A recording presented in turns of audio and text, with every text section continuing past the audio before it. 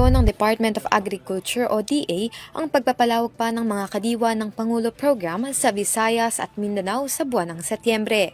Ayon sa DA, ang kadiwa ng Pangulo na mayroon na ngayon sa iba't ibang bahagi ng bansa ay nagbibigay ng mas murang produktong pang-agrikultura katulad ng bigas.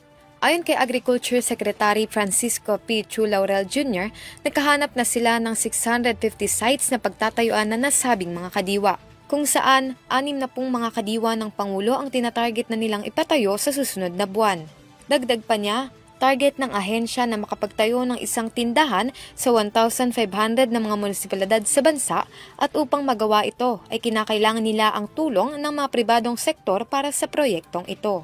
Nakipag-usap na rin ang kagawaran sa ibang mga food manufacturer na mag-supply ng mga basic goods katulad ng mga delata, mantika, mga isda at mga poultry.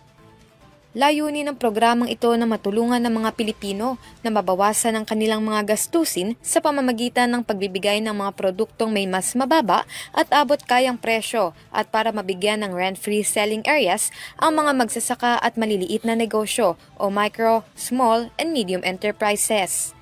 Sa ngayon, sa buong Luzon, 17 na kadiwa ang regular na nag-ooperate habang 230 naman ang irregular ang operasyon. Para sa Euro TV News, Gian Sapida, sumasaludo sa bawat Pilipino.